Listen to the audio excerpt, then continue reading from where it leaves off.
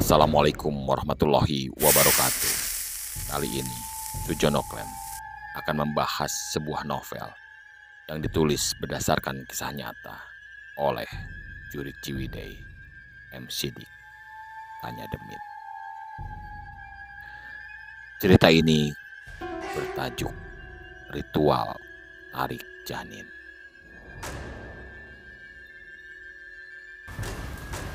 Nampak seseorang berjalan di tengah hutan dengan kondisi yang basah.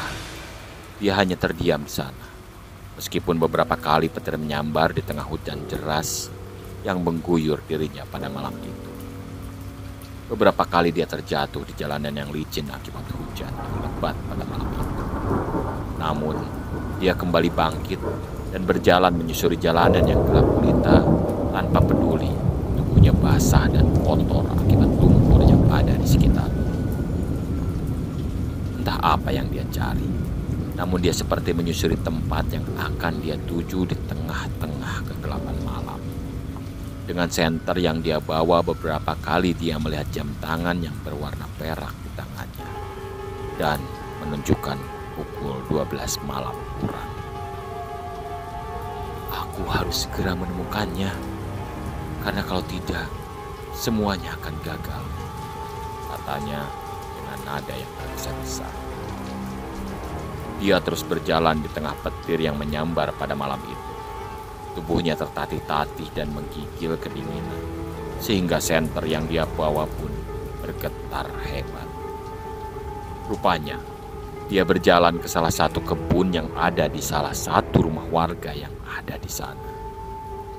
Di sana ada gundukan tanah besar yang ditandai dengan sebuah batu dan 4 buah bambu warna kuning yang tertancap di setiap sudut.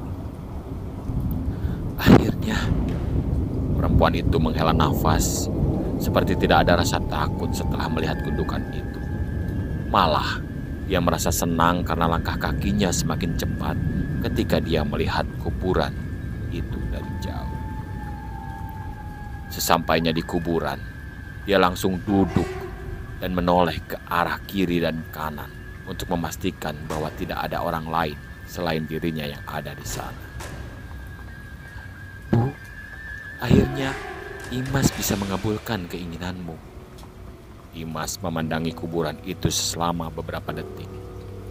Ada perasaan ragu atas apa yang dia lakukan di sana. Dia terdiam, lalu mengambil nafas panjang.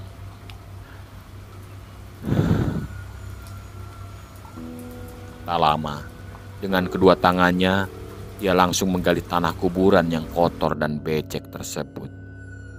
Sementara itu, petir terus-terusan menggelegar, seperti sedang menemani Imas yang sedang terus menggali kuburan itu dengan kedua tangannya. Dia tidak peduli tangannya kotor, karena dia seperti mempunyai sebuah tujuan yang harus dia dicapai pada saat itu.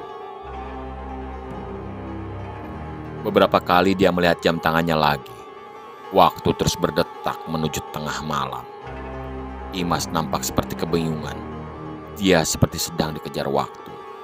Sehingga dia kembali mencari cara agar bisa menggali gundukan tanah itu dengan lebih cepat. Dia akhirnya kembali berdiri, mencabut salah satu bambu yang ada ditancapkan di sana dan menancapkannya lagi di tengah gundukan tanah tersebut. Dia juga mencabut batu yang menjadi penanda di sana, dan dengan batuan itu dia menggali tanah dengan cara dikeruk agar tanahnya cepat keluar dari sana. Tubuhnya tampak menggigil. Terdengar bunyi dari giginya yang gemeretak saking dinginnya udara pada malam itu. Namun dia sadar, dia tidak boleh berhenti. Dia terus menggali lagi sampai dia menemukan sesuatu yang ia inginkan di dalam sana. Seperti ada sesuatu yang dia pertaruhkan di sana. Dia harus berhasil melakukan ini, meskipun apapun yang akan terjadi. Ini adalah tentang hidup atau mati. Tiba-tiba, dia terlihat seperti mengerang. Menggali gundukan tanah itu tampak tidak mudah. Beberapa kali ada batu di dalamnya yang harus ia buang. Rasa sesal di wajahnya terlihat sekarang. Mulutnya terbuka dan menggerutu atas apa yang ia lakukan. Imas yang hidup di dalam kemewahan dan kekayaan, mau tidak mau, harus melakukan hal yang seperti ini atas sebuah ketidaksempurnaan di dalam hidupnya. Sudah hampir 5 tahun dia menikah, namun dia masih belum diberi kepercayaan untuk mendapatkan keturunan. Uang yang banyak, juga kemewahan yang mengelilingi hidupnya, tampaknya tidak bisa membuat dirinya bahagia. Imas teringat apa yang dikatakan oleh ibu mertuanya. Seorang perempuan yang tidak bisa melahirkan anak dari rahimnya sendiri adalah seperti benalu, dan benalu itu harus dibuang jauh-jauh. Imas merasa tidak adil atas apa yang Tuhan lakukan kepadanya, sehingga dia harus melakukan hal ini, hal yang menentang takdir Tuhan. Namun, ketika keinginannya, dia harus memaksakan hal tersebut agar bisa mendapatkan apa yang ia inginkan. Waktu terus bergerak menuju tengah malam. Tinggal 10 menit lagi hingga tepat jam 12 malam.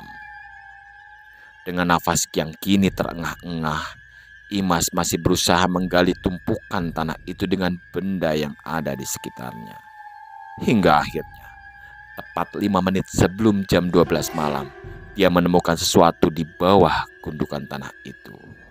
Sebuah benda yang membuat Imas tersenyum lebar di tengah hujan.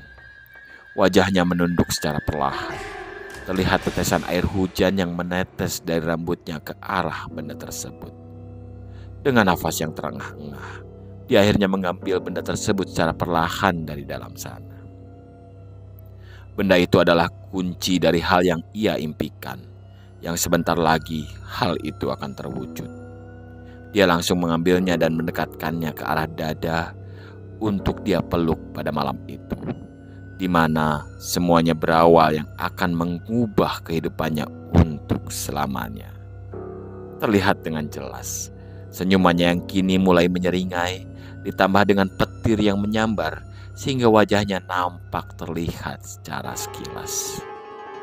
Akhirnya impianku akan terwujud, katanya sambil tersenyum. Dia kembali memandangi hal yang seperti guci kecil itu, lalu dia mengangkatnya tinggi-tinggi hingga ke atas kepalanya.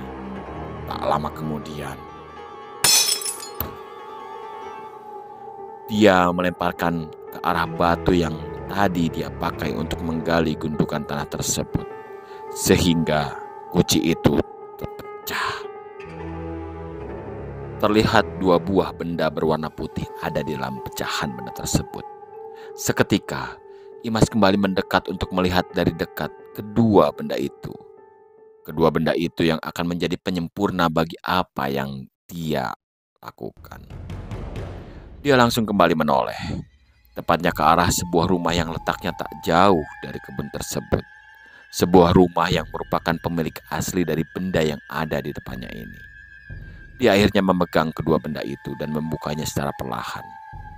Terlihat dengan jelas 2 buah ari-ari dari bayi kembar yang masih dibungkus oleh kain berwarna putih yang kini basah akibat hujan. Senyuman yang ada di wajahnya semakin terlihat jelas. Dia memegang kedua ari-ari itu, lalu mengangkat keduanya hingga ke atas kepalanya. Hingga tak lama kemudian,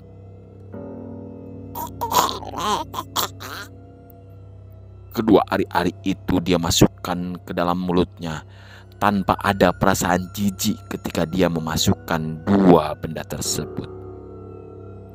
Beberapa kali dia terlihat ingin muntah, namun dia tahan. Petir terus-menerus menyambar, seperti menyamarkan apa yang ia lakukan di sana. Kulitnya yang kenyal, lengket, bahkan bau amis kini terasa olehnya. Ini adalah hal yang terakhir yang harus dia lakukan sebelum akhirnya dia akan mendapatkan apa yang ia inginkan. Dia mengunyah ari-ari itu secara perlahan, karena dia tidak bisa untuk menelannya secara langsung. Wajahnya yang awalnya tersenyum, seketika berubah menjadi pucat. Namun, dia harus tetap melakukan hal ini karena hingga kedua ari-ari itu masuk ke dalam tubuhnya. Kamu harus mencari ari-ari baru untuk kamu makan, karena itu sebagai penanda bahwa kamulah yang tempat. Kamu harus mencari ari-ari baru untuk kamu makan, karena itu tanda bahwa kamulah tempat dari bayi yang akan aku cari. Aku akan menandainya dengan ini, sebuah ari-ari yang dibalut dengan kain putih yang sudah aku mantrai. Ini adalah sebuah media agar ritual tarik janin itu berhasil, dan kamu melakukan hal itu agar bayi yang aku incar bisa dipindah dengan sempurna.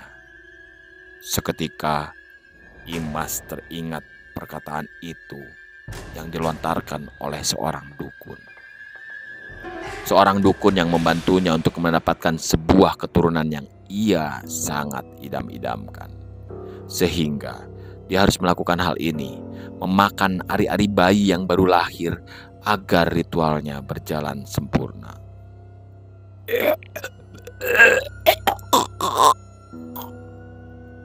Imas benar-benar tidak kuat. Beberapa kali ia ingin muntah, namun dia menahannya dengan kedua tangannya. Dia harus tetap mengunyah ari-ari kecil itu agar menjadi potongan-potongan kecil agar bisa ia telan. Meskipun nampak alot, namun dia terus tetap mengunyahnya.